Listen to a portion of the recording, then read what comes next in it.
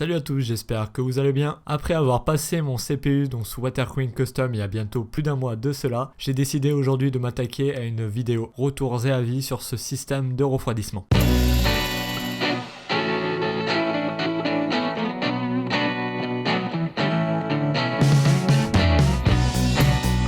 On va surtout commencer par aborder un point, ou du moins une question que les plus novices d'entre vous doivent se poser, mais qu'est-ce qu'un Water Cooling Custom ? Et c'est simple, c'est tout simplement un refroidissement à eau, donc similaire à ce qu'on peut retrouver dans l'industrie auto par exemple. Celui-ci se compose d'une pompe qui a juste pour but de faire circuler le liquide de refroidissement dans le circuit. Généralement, elle est alimentée par un réservoir. Ensuite, évidemment, vous avez des waterblocks, donc aussi bien pour CPU, GPU, VRM, chipset, etc., selon ce que vous voulez refroidir, qui ont pour but de transférer la chaleur du composant au liquide de refroidissement.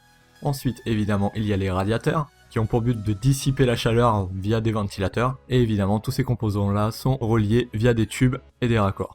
Et on a vu ce système de refroidissement arriver chez les particuliers dans un seul et unique but, l'overclocking. Pourquoi ? Tout simplement parce que les bons vieux processeurs de l'époque, je parle par exemple des bons vieux Core de Quad ou i7-900, donc les i7 première gêne, sont des procos qui chauffaient énormément, donc demandaient des refroidissements beaucoup plus performants de ceux qu'auraient besoin les processeurs actuels. Bref, passons aux performances. Donc pour ça, je vais rappeler rapidement ma configuration perso. Donc dans ce cas-ci, la boucle en elle-même doit refroidir un Core i7 920 qui est overclocké à 4,1 GHz. Il est quasiment à 4.2, mais bon, on va pas chipoter. Celui-ci est alimenté à 1,38 volts. Donc ce qui fait que ça donne un overclocking qui est quand même pas anodin, c'est quand même pas quelque chose de léger. Je lui ai fait prendre 1,5 GHz, donc c'est déjà pas mal. Celui-ci a un TDP de 130 watts à sa fréquence de base, pour préciser. Le tout dans une salle à 23 degrés avec des ventilos avec une vitesse convenable. Et du coup j'obtiens comme température, ou du moins sous mon H80i 80 degrés en burn, 50 degrés en idle. Et maintenant sous Water Cooling Custom j'obtiens 72 degrés en burn et 45 en idle, ce qui donne une belle différence de perf. Et encore dans ce cas-ci, je n'ai pas mis les températures sans l'OC, qui là sont totalement ridicules. Je suis à environ entre 35 et 40 degrés en idle et un petit peu plus de 50 degrés en burn. Mais bon, après j'ai 30% de perf en moins, donc je garde mon overclock. J'ai exclu les benches sous Ventirad Intel, mais je pense que vous comprendrez pourquoi. J'aurais bien aimé inclure des températures de CG, mais bon, comme la mienne commence à se faire vieille, je n'ai pas décidé de la water cooler, donc on verra ça sur la prochaine. Mais généralement on arrive à enlever un bon tiers des températures sous air cooling, voire même dans certains cas, dans des bonnes boucles, à diviser les températures par deux. Donc les gains sur carte graphique sont bien plus importants. Du coup je vais enchaîner sur les points positifs et négatifs, qui sont plutôt simples. En point positif on a l'efficacité, ça on peut difficilement le nier. Le Water Cooling Custom est bien au-dessus des systèmes de refroidissement classiques. Ensuite c'est quelque chose de très esthétique. Quel passionné de hardware ne rêve pas d'avoir une belle boucle de Water Cooling Custom dans son boîtier? Et puis surtout ça permet d'avoir une bécane beaucoup plus silencieuse, car vu du fait que le système est bien plus performant, ça peut permettre de faire tourner nos ventilos à des vitesses beaucoup plus réduites, et du coup c'est beaucoup plus agréable en bureautique, ou lorsqu'on a un usage un peu plus poussé. Et c'est un système qui offre une évolutivité assez intéressante. On peut décider à tout moment de water cooler notre RAM, notre SSD en PCI Express si vous en jugez l'utilité, votre disque dur, même votre alimentation. Certains modèles sont compatibles, votre chipset, vos VRM. Vous pouvez réellement faire ce que vous voulez et faire évoluer votre boucle à tout moment. Après évidemment, plus vous refroidissez de composants, plus il faudra rajouter des rades dans votre circuit.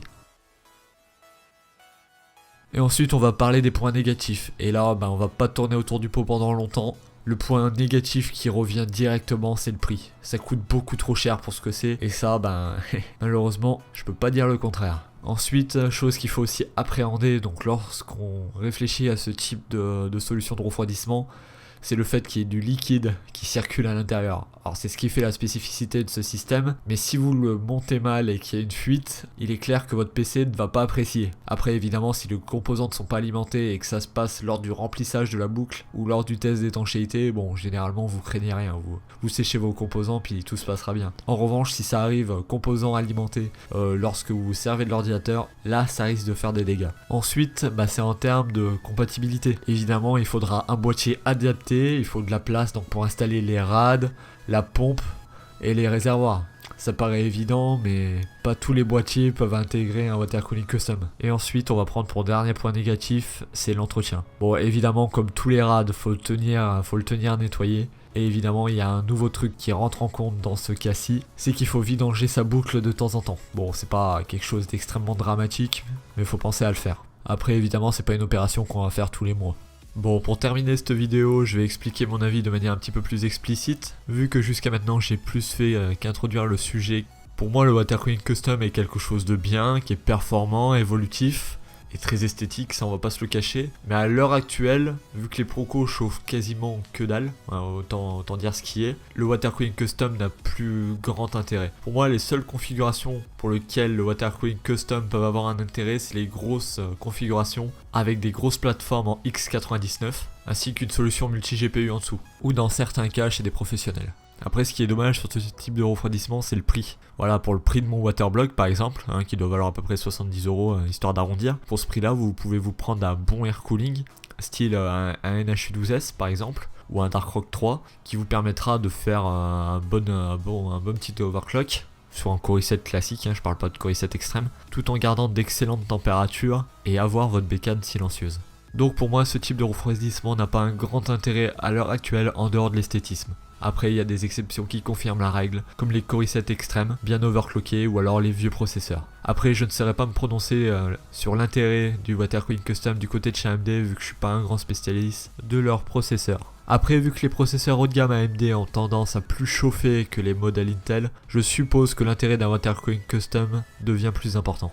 Bon, en espérant que cette vidéo vous ait plu, c'était la première vidéo de ce type, donc je suppose qu'elle comportera quelques défauts et je m'en excuse. N'hésitez pas à m'en référer dans les commentaires, ou à donner votre avis sur ce type de refroidissement, disons que plusieurs avis en valent mieux qu'un. Après, l'intérêt de ce système de refroidissement dépend des cas, évidemment. Dans le mien, je suis passé sous water cooling custom parce que j'avais un vieux i7 avec un gros overclock, du coup c'était loin d'être silencieux et ça chauffait.